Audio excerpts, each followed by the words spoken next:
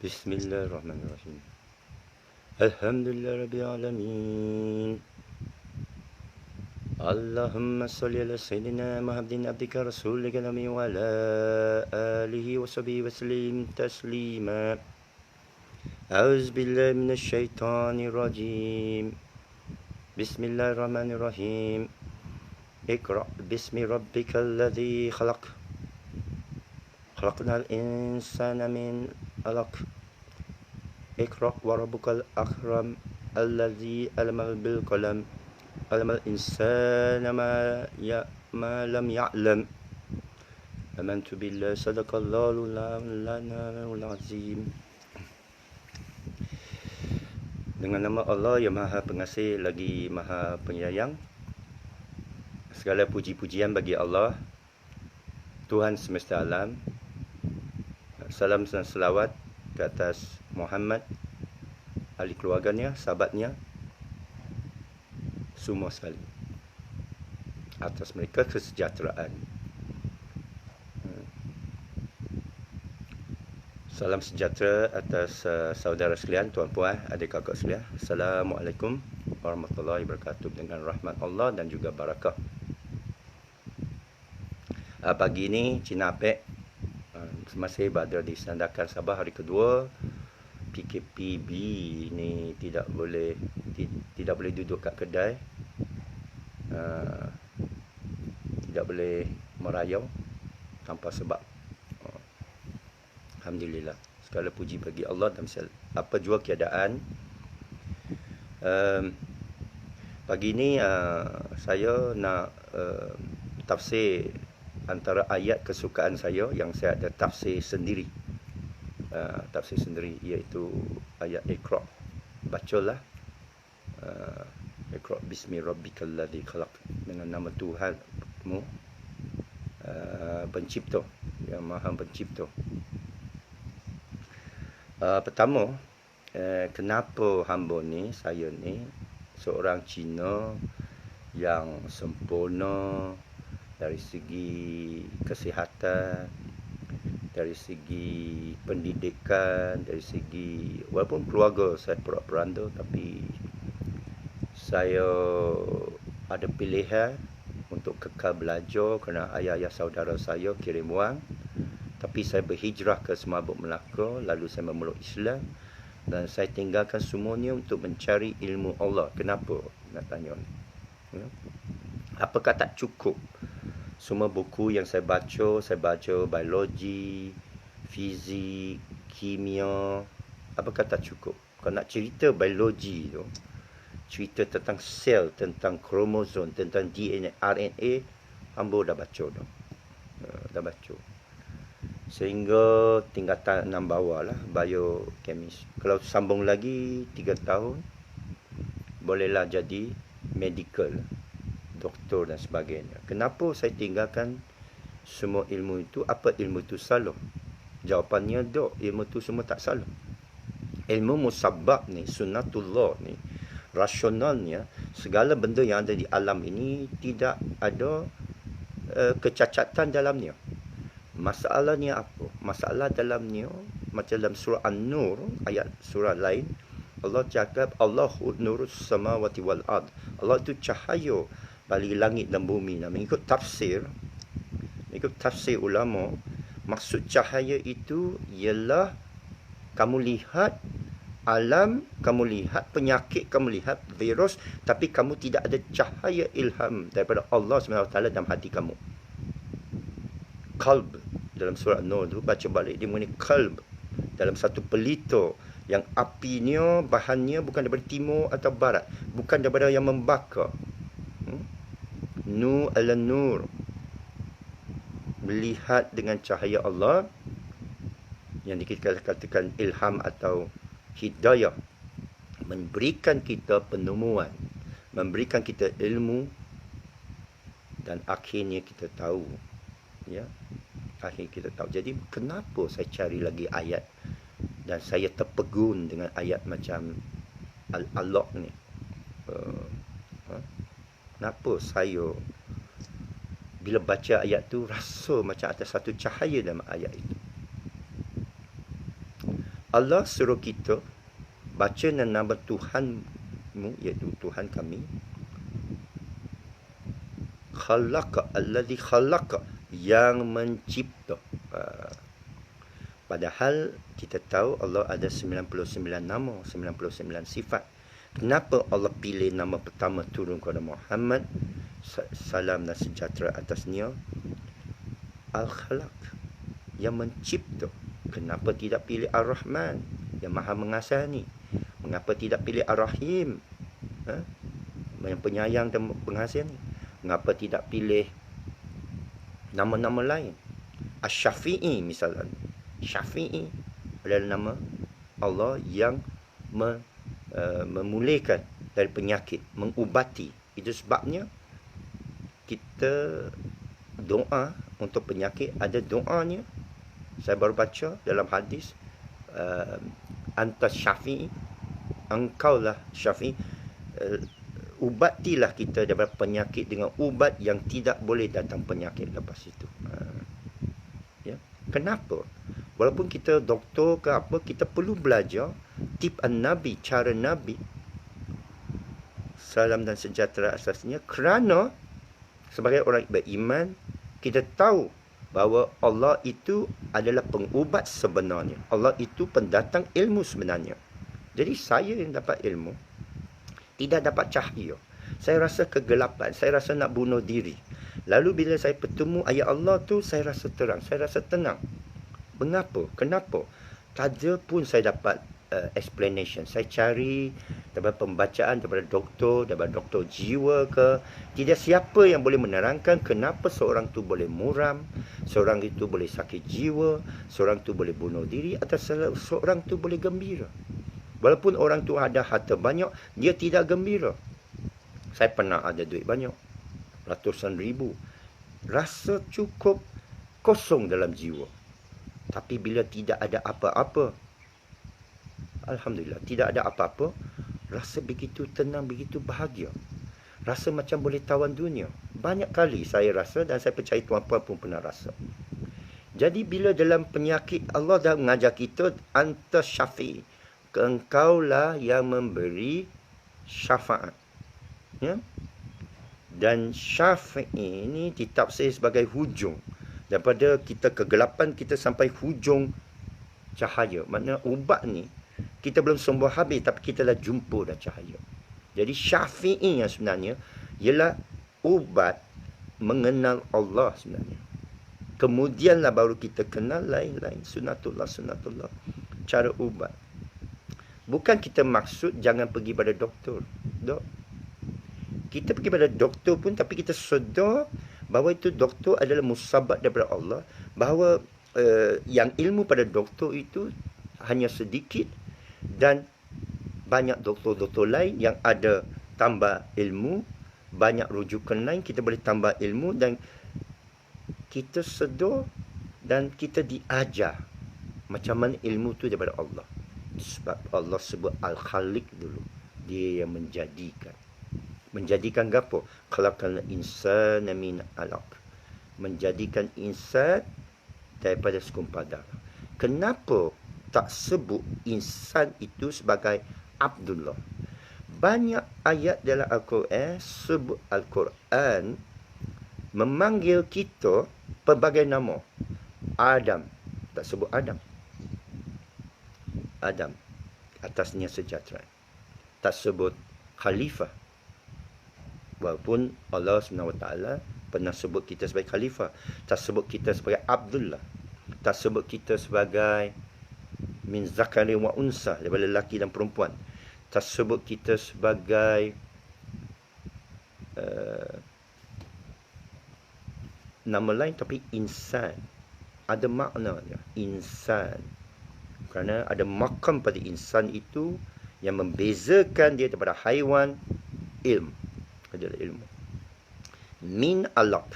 Tak sebut sebagai Abdullah, tak sebut sebagai Khalifah, tak sebut sebagai Bani Adam, atasnya sejahteraan, melainkan alaq. Apa tu alaq? Alaq itu sekumpal darah.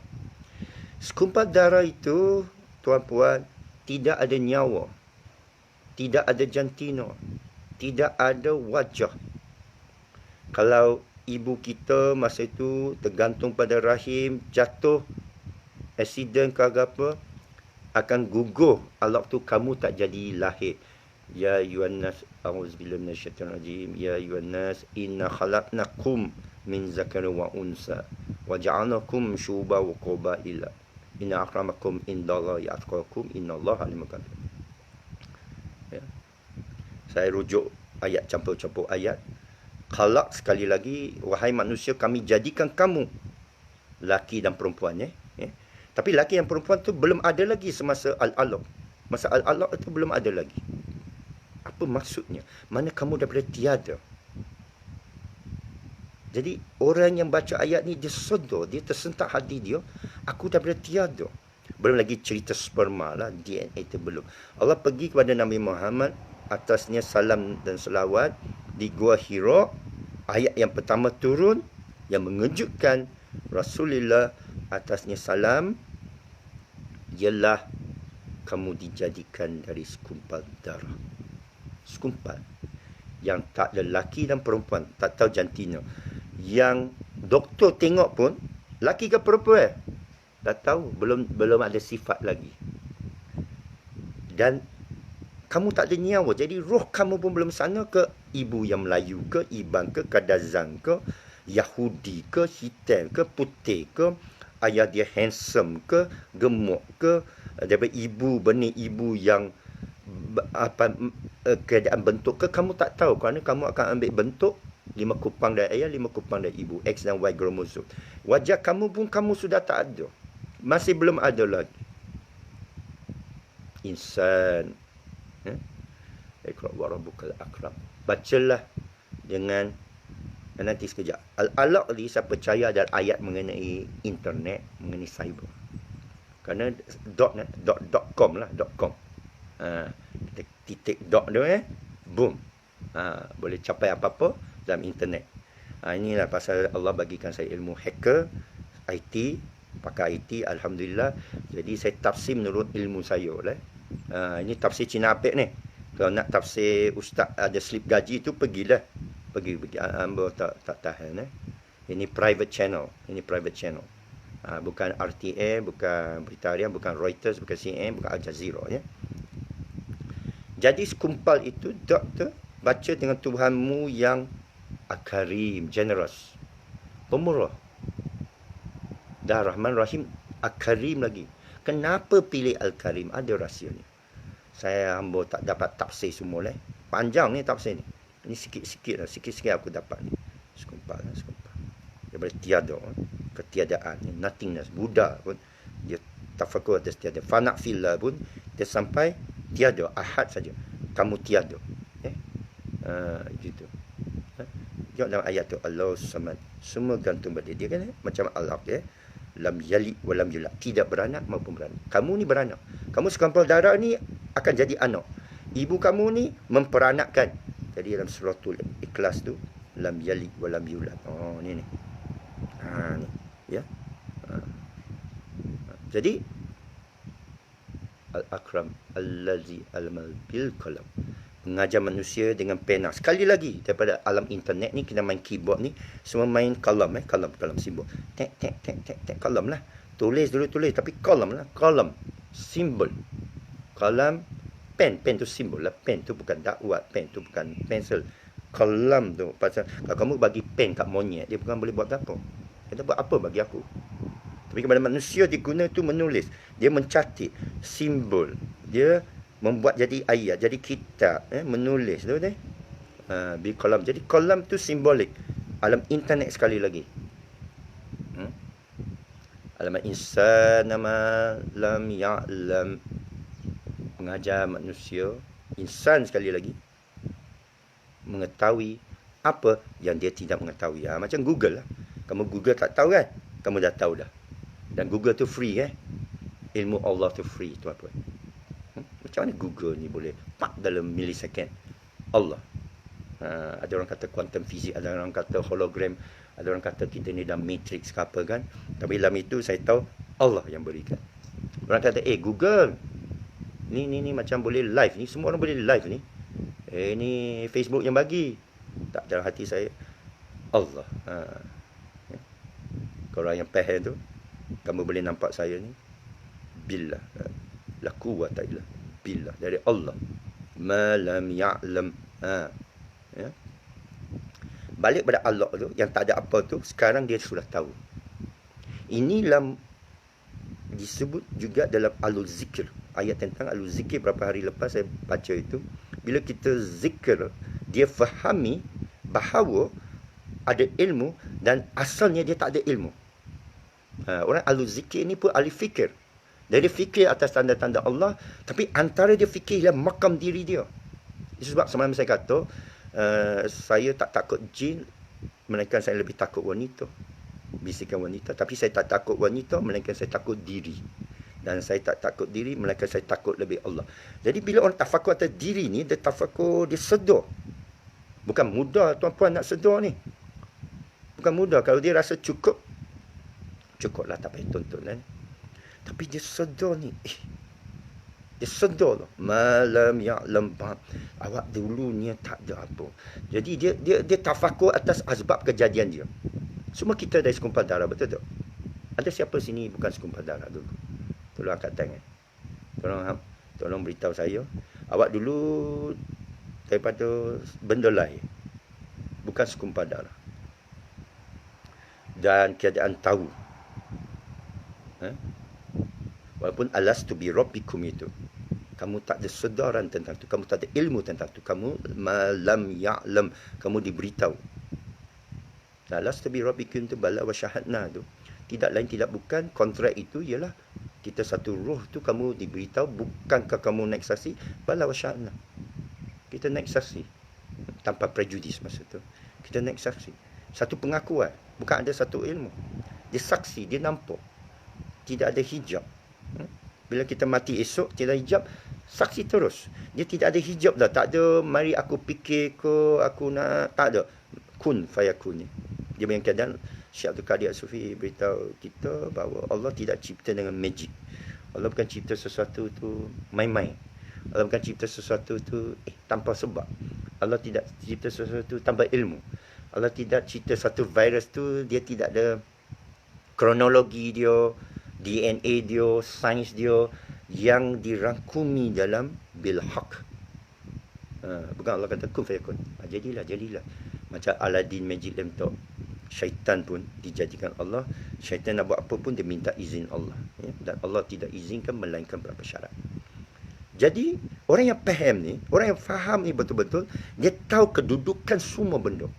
Kerana dengan ilmu sains yang ada tak cukup. Dia takut ada jin. Dia tengok, itu sebab kita tak mainkan budak Hollywood sudah tak mainkan movie-movie horror dah. Kerana dulu ada Poltergeist, ada Exorcist semua, banyak orang histeria. Kerana sangkaan kita. Macam mana orang nak tidur malam dalam hutan, nak bertapa dalam gua tu, kalau kamu baru tonton film Exorcist tu. Memang kamu terbayang. Tapi orang yang sedar ayat Allah tu, Allah, hilang waham tu.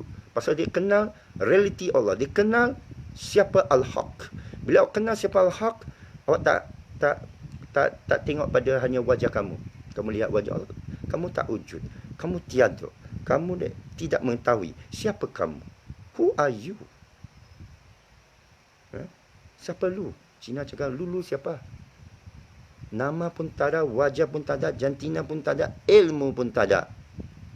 Begitulah 5 ayat pertama yang turun kepada Muhammad sallallahu atasnya salam dan sejahtera.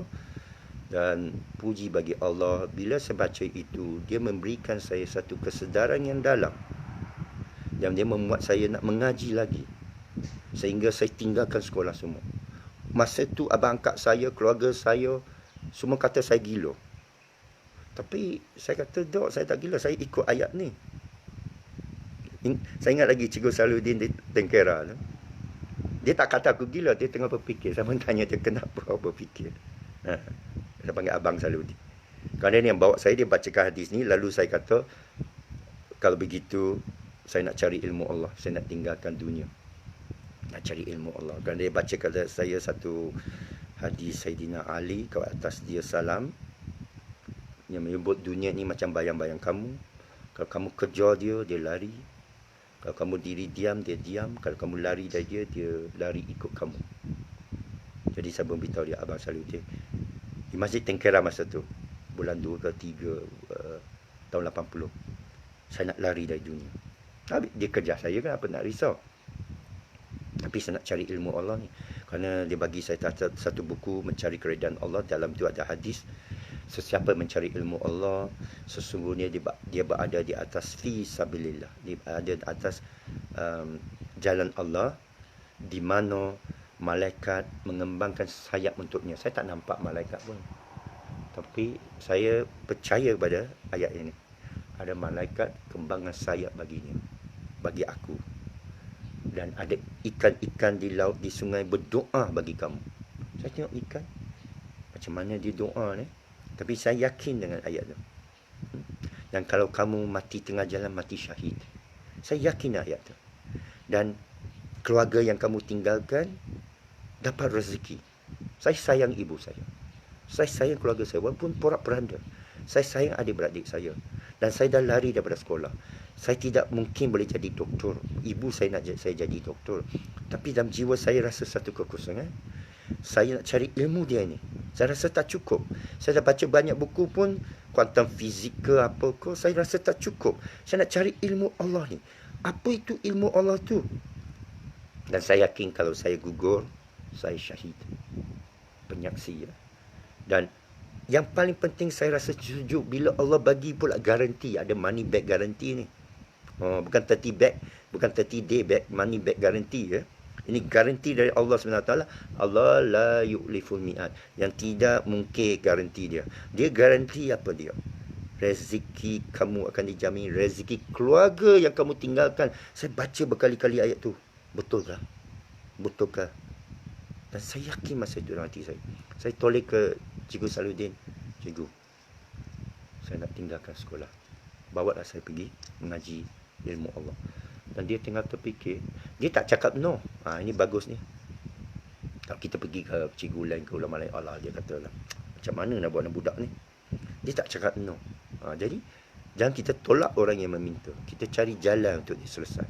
Cikgu Saluddin kata, tak boleh belajar di sini. Ke mana? Ke pondok. Pondok mana?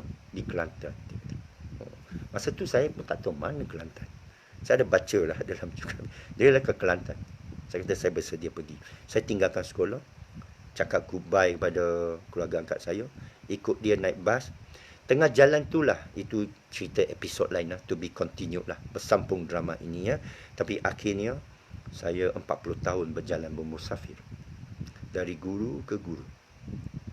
Tuan Guru Nik Abdul Aziz, atas dia rahmat Allah, pun berjumpa saya, tanya saya di rumah dia tentang Nabi Isa. Itu episod lain lah, to be continued lah ya. Jadi saya jumpa orang Badui yang beritahu saya maksud zalika. Saya jumpa Syekh Abdul Qadir Sufi yang beritahu saya tentang perjalanannya daripada rumah Allah kepada rumah Rasul. Saya jumpa Syekh Omar Avadilo bercerita kepada saya tentang apa yang Syekh dia ajar dia tentang la haula wala quwwata illa billah. Jadi ilmu-ilmu ini saya belajar, diberikan saya satu kekuatan, satu ilmu yang lain. Bukan menolak ilmu yang ada. Saya masih computer programmer. Saya masih boleh cakap Huawei, Cina, saya tak ada tolak. Kerana saya tahu ini semua ayat Allah. Tapi nur al-nur tu, cahaya atas itu datang pada ayat Allah tu, menerangkan hati kita untuk berdepan pandemik. Sehingga saya pasti dia adalah Ad-Dajjal ikut surah Al-Kahfi. Saya pasti 100%. Tapi orang lain 90%, ada orang 99%. Macam mana nak 100%? Ya, Cina apa? Baca surah Al-Kahfi. Ayat 10 pertama, ayat 10 akhir. Saya baca, saya sudah berikan tafsir. Ya. Itu rewind balik episod sebelum ni. Ya. Jadi itulah. Sebelum saya lupa. Ini ulama-ulama upahan ni. Dalam mengenali ilmu ni, bila kamu dah tahu ilmu ni, kamu jadi ulama. Dan baru tadi Imam Al-Ghazali dan Syekh Hamzah Yusuf yang meriwayatkan tentang Imam Al-Ghazali banyak. Syekh Hamzah Yusuf kita boleh baca online tentang Imam Ghazali, memberitahu kita, dan Syekh Abdul Qadir saya pun dah beritahu, you must be an ulama, dia kata. awak menjadi seorang ulama. Pada masa yang sama, Syekh Abdul Qadir beritahu kita dalam buku Jihad Ground Plan, ulama is the greatest enemy of Islam. Ulama yang dibayar adalah musuh terbesar Islam. Kerana dia memisahkan ilmu daripada rakyat biasa. Macam padri balik pada ahli kitab. Tidak ada ahli kitab dalam Islam, tuan-puan. Tidak ada padri. Tidak ada orang tengah dalam Islam. Antara kamu dengan Allah tidak ada hijab, tuan-puan. Kamu berdoa pun direct kepada Allah. Bukan kamu doa kepada padri untuk doa untuk kamu. Siapa yang buat itu, sesat. Siapa yang minta orang lain doa untuk dia, dia tidak berdoa, dia tu sesat. Ini fatwa Cina Apek ni. Dan sesiapa kata ada hijab antara dia dengan Allah, dia kena mengaji lagi. Mengaji lagi bahawa kamu mesti jadi ulama. Kamu mesti kenal Allah. Awaludi marifatullah. You must know Allah. Syekh Abdul Qadir kata, when you know Allah, you fall in love with Allah. Bila kamu kenal Allah, kamu akan jatuh cinta dengan Allah. Jika kamu tak jatuh cinta dengan Allah, something is wrong. Something is wrong, babe. There's something wrong. You must fall in love with Allah. You must fear Allah. Kamu mesti takut kepada Allah. Dan bila kamu takut Allah, kamu cinta Allah, kamu akan kenal Allah, kamu kenal ayat Allah, kamu akan jatuh cinta dengan Rasulullah, atasnya salam dan selawat. Kamu mesti menangis bila dengar nama Rasul, atas dia salam dan selawat. Anda mesti nangis. Anda ada pegang sunnah dia dan gigi garam kamu. Kamu akan menangis tengok manusia jarakkan. Kerana syaitan itu, tuan-puan, bukan sebelah tu, tuan. Dalam hati. Bila kamu tengok saudara kamu jarak kamu, syaitan sudah masuk dalam hati. Ini tafsir Cina Apek lah. Bukan di tengah. Ya. Tengah itu simbolik. Mengisyaratkan kamu dia sudah masuk dalam hati kamu. Kerana bila kamu nak jarak balik, kamu dah rasa janggal, rasa ganja. Nak pegang salam dengan tangan kamu, kamu percaya macam-macam, kamu tak yakin kepada Allah. Bismillah. Bila salam dengan orang, Allahu Akbar. Assalamualaikum. Bismillah. Allahumma salli ala Sayyidina Muhammad. Sudah hilang. Inilah yang musuh Islam nak. Musuh Islam ketawa sekarang kerana Islam sudah dicincang. 2 kali Dajjal bunuh Islam. 1 kali zaman Khalifah Osman yang masa itu Empire Islam 1. Tidak ada Saudi Arabia, tidak ada Jordan, tidak ada Bahrain, tidak ada Oman, tidak ada Iran, tidak ada Parsi. Sesiapa yang pecah, melainkan Khalifah akan hantar tentera untuk gagalkan mana-mana yang berpecah daripada Islam. Dalam Imam Syafi'i, nak sebut Syafi'i kena jaga, kena tanya balik ustaz. Tak boleh sebut orang Syafi'i. Syafi'i nama Allah. Tak boleh sebut Rahim, Abdul Rahim. Orang tu nama Rahim. Him tak apa. Rahim tak boleh. Abdul Rahim, Abdul Rahman, Abdul Malik, atau sekian-sekian. Kena ikut seperti mana Nabi ajar ni. Syafi'i ada cara dia sebutan tu ni. Kena tanyalah Dr. Mazhar, dia pandai haf ni. Kita tengok bahawa Imam Syafi'i dalam kitab dia Al-Um, saya mengaji sanawi, saya ni jenis bila baca buku mesti buka belakangnya. Saya buka belakang kerana saya takut tak sampai. Saya tengah baca kitab Taharah, bersihkan diri, sucikan diri. Saya pergi bab belakang. Cuba tuan-puan teka apa bab terakhir Imam Syafi'i. Kita mazhab Syafi'i. Apa bab terakhir? Kita wajib ikut. Tak boleh ambil sebahagian saja mazhab dia. Cuba tuan-puan teka apa di belakang ulama-ulama upahan ni. Cuba beritahu kita yang kamu tak ajar ni. Kamu tinggalkan mazhab Syafi'i. Bab terakhir tuan-puan, Khalifah. Saya baca. Khalifah. Satu Madinah, satu masjid. Ustaz Hussein Yi. Orang kata dia ikut Wahabi lah. Dr. Mazhar ikut Wahabi. Dia beritahu saya ikut menurut mazhab Syafi'i, Madinah satu masjid Nabawi. Tak boleh ada 2 masjid dalam satu bandar. Apatah lagi 2 masjid satu jalan. Di Medan ni merata macam kuil-kuil di Bali. Mereka rasakan, alah suci lah aku dirikan masjid, aku masuk syurga. La, kamu mesti ikut sunnah Nabi. Sunnah Nabi, satu Madinah, wahid. Satu masjid, satu imam. Itu sebab ikut mazhab Syafi'i. Maliki, yang Syafi'i ambil, lepas imam bagi salam, kamu tak boleh masbuk. Lepas imam dalam masjid yang satu imam, Assalamualaikum. Kamu datang, kamu tak boleh masbuk dengan yang belakang tu. Kamu sembahyang sendiri. Kerana apa? Tak boleh selain dari satu imam. Inilah khalifah. Inilah one. Ummah adalah satu. Wajib. Wattasimu bihablillahi jami'an wa la tafarraqu wa in kuntum tu'minun. Hendaklah kamu pegang bertali Allah dan jangan berpecah. Kalau kamu betul beriman, you must be one. Khalif. Tapi khalifah itu Dajjal sudah musnah dengan fahaman aslabiyah bumi putra. Setiap bumi awak bangsa Melayu pecah, bangsa Jawa pecah, bangsa Aceh pecah, bangsa Qatar, Iran, Iraq, Mesir, Maghribi pecah. Itulah tipu hala Dajjal memecahkan empire Islam. Habis. Masa itu ulama itu tak guna. Syaikhul Qadir kata ulama macam tu tak suruh kembali kepada khalifah adalah jurnalis dalam Islam. Pemberita. Hanya membaca berita, inilah berita kegemilangan Islam dulu 1400 tahun, 40 tahun dulu. Alhamdulillah, Masya Allah, apakah kita boleh kembali kepada kegemilangan Islam. Itu bukan ulama tuan-puan. Itu bukan ulama. Ulama tu dah jadi musuh.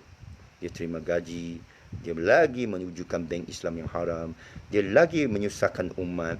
Dan sekali lagi, ini pemukul maut sekarang kepada umat. Jarakkan sembahyang. The last order of Dajjal. Siapa yang boleh lawan Dajjal sekarang? Hadis dah catat.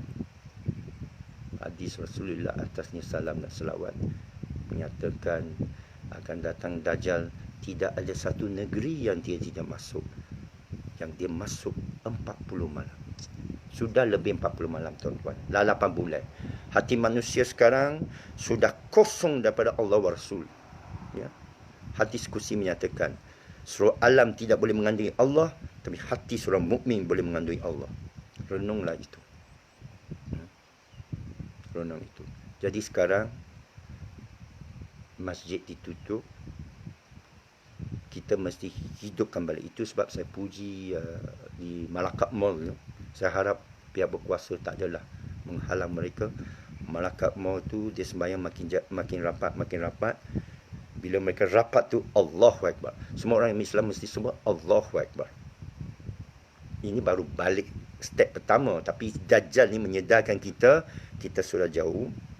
Bila kita sembahyang macam di Malacca Mall, saya doakan untuk pengampunan dan keredaan Allah ke atas sesiapa jadi imam di sana, yang siapa yang menjayakan di sana, mengizinkan di sana di Malacca Mall tu umat boleh sembahyang berjemaah, bersaf-saf, bersusun, rapat. Dan Allah kita doakanlah untuk mereka yang sembahyang belakang itu, kalau iman mereka yang mereka berani, walhal kerajaan, pemerintah, MKN, KKM semua datang dengan propaganda, WHO semua kata kamu akan bunuh diri, virus ini adalah dahsyat, virus ini makin meningkat, kita dalam ombak kedua, awak kurunglah diri kamu dalam rumah.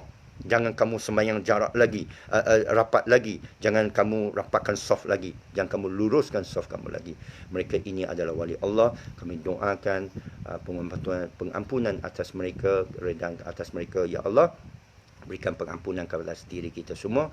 Sedangkan ulama kita yang warisul alul bait, yang menjual ayat kamu dengan sedikit upah, dan ikutlah warisul anbiya, iaitu mereka yang ikut nabi-nabi yang tidak minta upah. Ada 25 ayat dalam Al-Quran kamu ya Allah yang menyebut setiap nabi itu bersumpah, saya tidak minta upah dari kamu, termasuk Muhammad sallallahu alaihi wasallam atasnya salam sejahtera, Isa, Musa, Yakub, Zakaria, Yahya,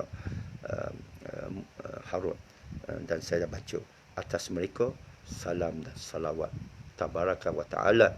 Aku li qauli hadza astaghfirullah li wa lakum. Alhamdulillah ya Allah, anta asy-syafi'. Tapi dalam hal ini ia bukan penyakit, dia adalah ad-dajjal. Ya Allah, bunuhlah ad-dajjal ini daripada hati kita. Berpalinglah kita kembali kepada Engkau ya Allah. Satukan hati-hati kita, iaitu seperti ayat kamu la anfatna fi ajma lafta baina qulubihim, iaitu kosong daripada segala yang harta benda atas muka bumi. Mungkin inilah caranya Engkau ya Allah menurunkan fitnah ini. Umat ni bila dah tertekan sehingga tiada benda lain dalam hati dia melainkan Engkau, di situlah kembalinya kekhalifan Islam.